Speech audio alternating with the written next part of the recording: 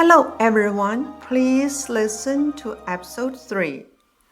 According to Chinese custom, a month later, Lord Zhang's family held a party to celebrate Tianyi's 1-month birthday.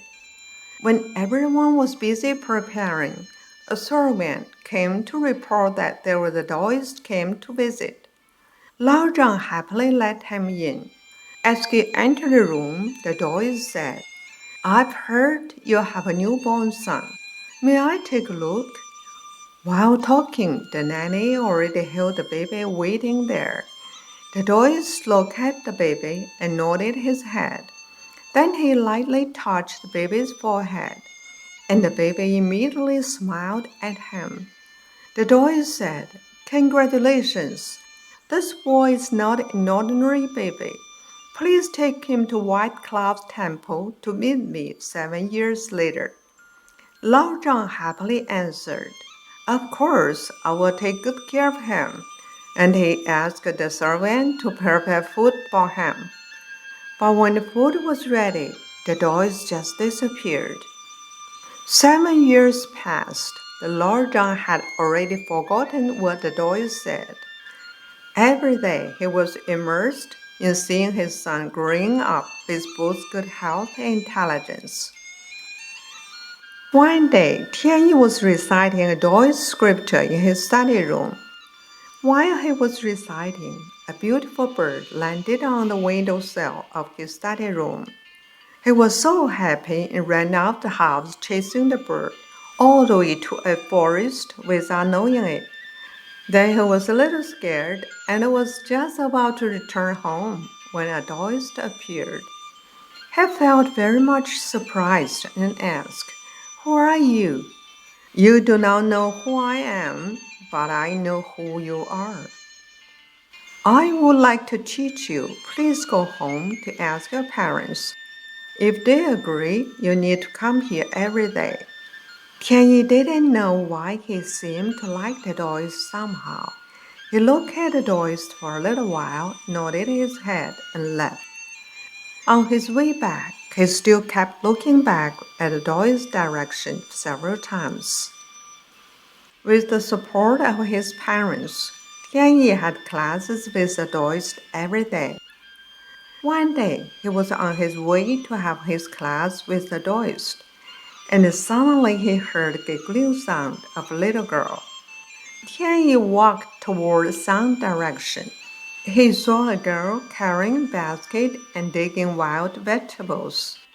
Seeing Tianyi coming, the girl was not afraid. She showed the wild vegetables to Tianyi and said, "Hi, do you know what's the name of this wild vegetable?" "It's called cartwheel vegetables." "Does it taste good?" Tianyi asked. "Yeah, it's a little bit bitter, but its small yellow flowers are so pretty." "What's your name? Where do you live? Why only yourself here to dig the wild vegetables?" Tianyi asked. The girl answered, "My name is Chimei. I live in Mountain Deer Village. We have not had a drop of rain for the whole year. The villagers have nothing to eat. There was not even wild vegetables near my village. The skin of the tree was already gone, and some families do not even have vegetables to eat. A lot of people died of hunger." "What's your name?" Chimei continued. "Tianyi. You just call me Tianyi.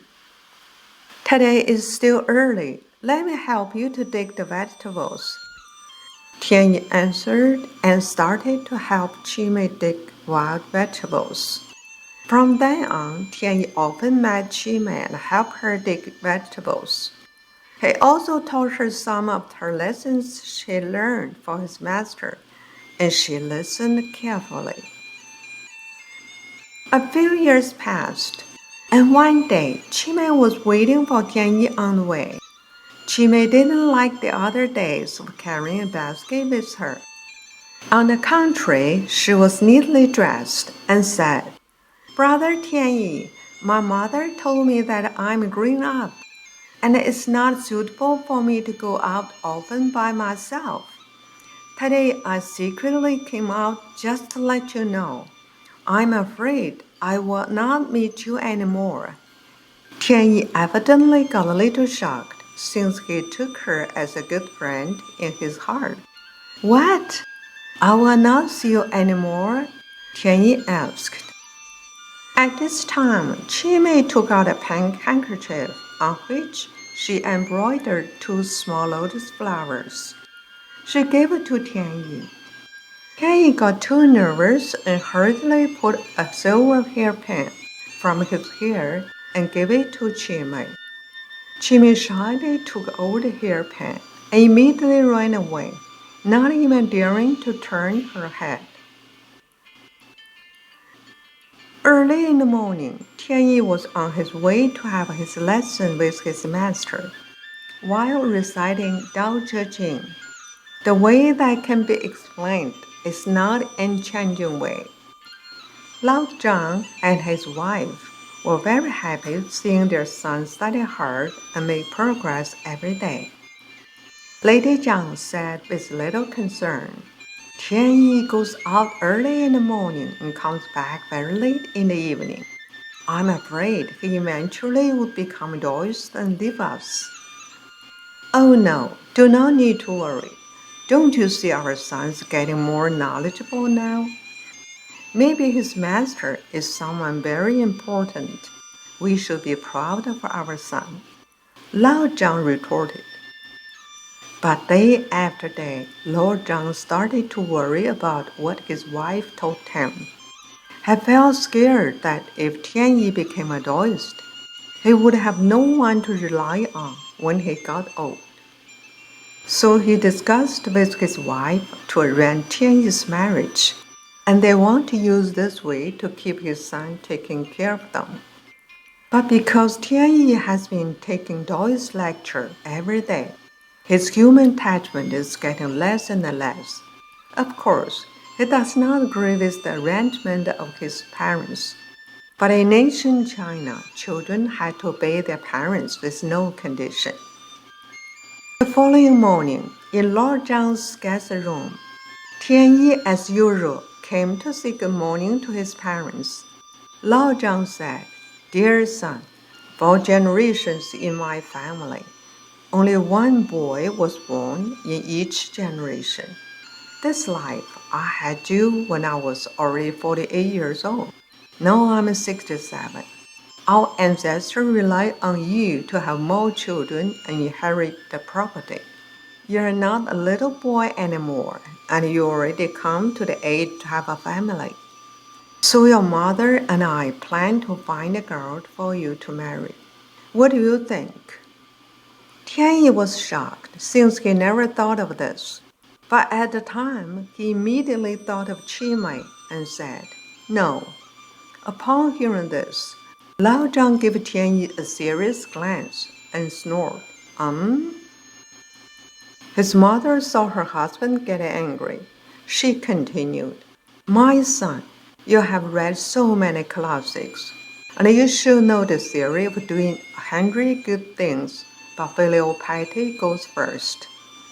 At this moment, Tianyi got so scared and could not say anything, and quietly left his parents.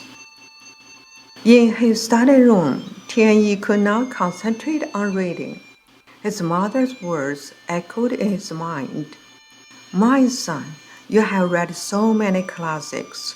You should know the theory of doing 100 good things, but filial piety goes first.